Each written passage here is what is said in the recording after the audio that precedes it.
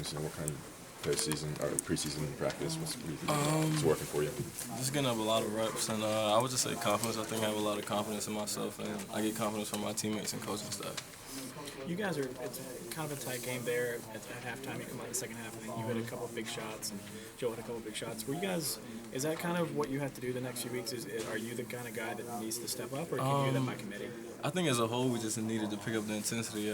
We didn't come out as intense as we should have, and they were getting on the 50-50 balls. They were crashing on the boards, and we didn't do a good job of either one of those categories. So we wanted our bigs to work a little bit harder on the inside so we could get them the ball. But we took a lot of shots from the outside in the first half, and most of them weren't going down. I feel like we did a better job of those things in the second half, and that's why we were able to pull away a bit. Why the sluggishness? Go ahead, Britt.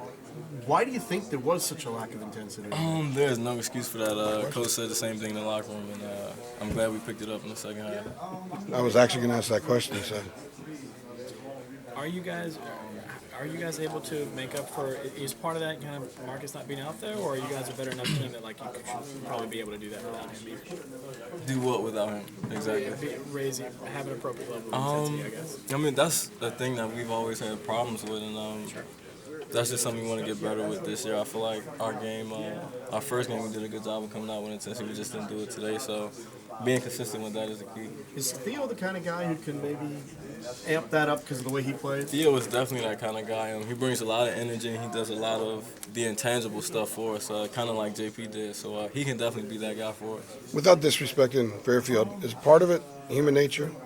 When you play a team that you don't know much about, that doesn't have much reputation, every once in a while there's going to be a game running like that. I'm just going to say there's no excuse for us coming out like that. It's a home opener. But that should never be the case. It should never be the case, but it does happen. It happens to everybody pretty much at least once a year, especially teams in your position. I have no reason for it. Good answer. Coach talked about last year a lot of time that you'd be hitting shots throughout, the ball be going in a lot more during practice for you. How much does it help to see it go down during the game? It helps a lot. Like I said, it's big for our confidence. I feel like any one of us perimeter players seeing the ball go down a few times in the game is, like I said, big for our confidence, and that can propel us into the next games. I feel like the first game against Temple kind of did that for me.